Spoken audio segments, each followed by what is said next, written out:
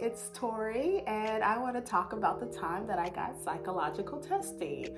I am a student counselor. I am training to become a licensed professional counselor. I'm in my last year, and earlier this year, I decided to get psychological testing just to see what is going on with me.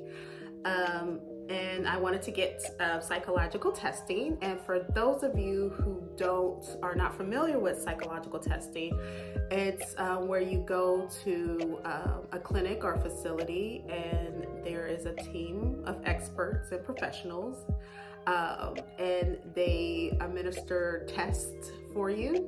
Some of them are, interviews that they ask, and they do particular different scales to determine mental disorders, cognitive, and developmental. So that's what I did back in April. And one of the reasons why, I think mostly I knew I was a little different, but I don't know how different I was. And I also was concerned about, because I am going through this journey to become a counselor, and I see all types of people. I really wanted to know myself more, and to see how, to make sure that, I guess check under the hood to make sure everything is running okay. Because when you do go through this process and you're learning about different ways of people interact with each other, there is a part of you that's like, wait a minute, is this play about me? Do I have a personality disorder? It's like everything, you're like, that sounds like me. Is that me? Am I the problem?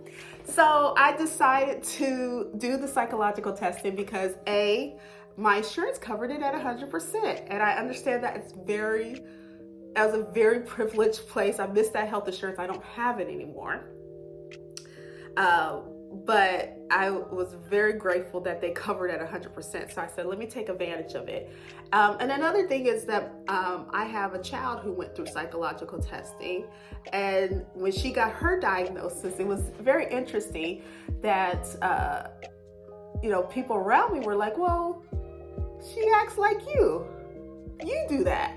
And so I was like, and I forgot what the percentage is, but some disorders or some conditions are linked to behaviors and characteristics that we get from our parents.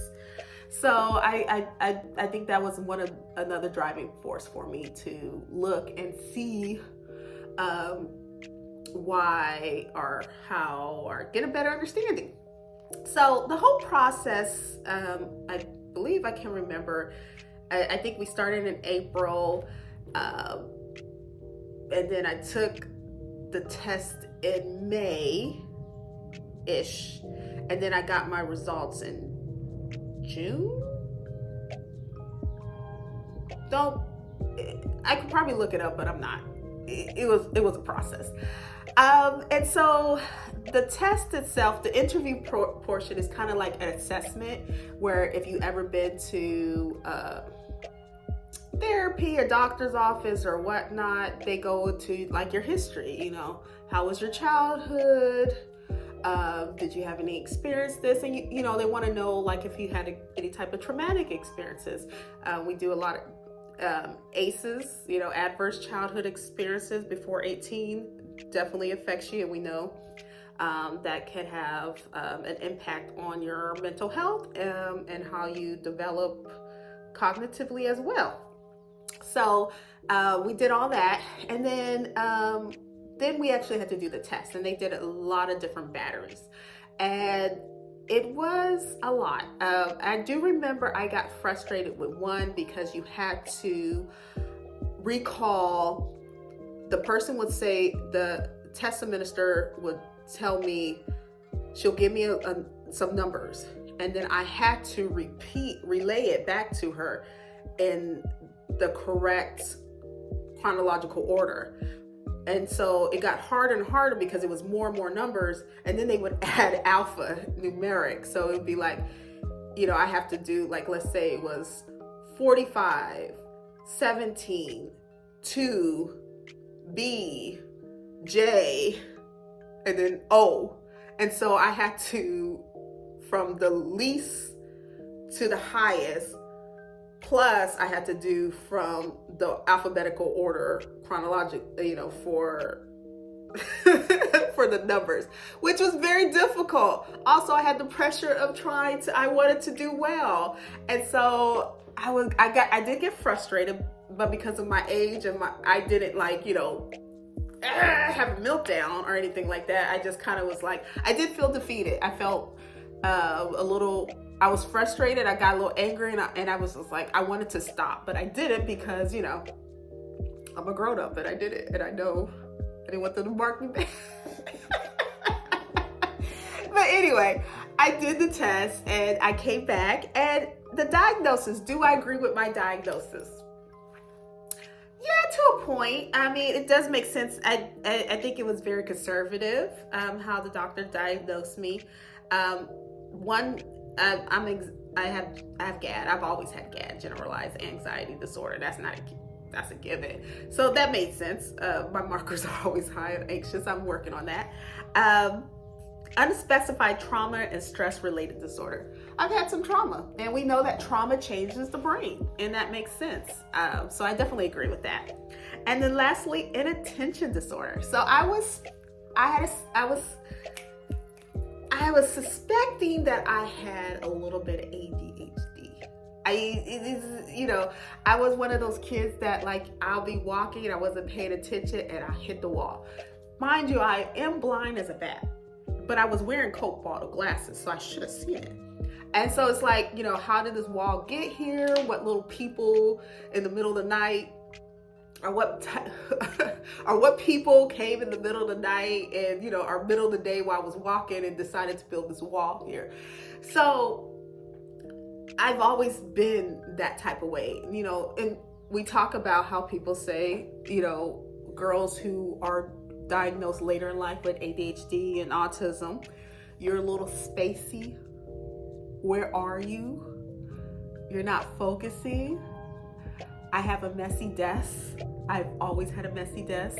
I realized that if I don't have everything out in front of me, I forget about it. I bought clothes that I couldn't find because I thought I gave them away because I've done that. And then I realized, I actually did the adult responsible thing and put them up on the shelf.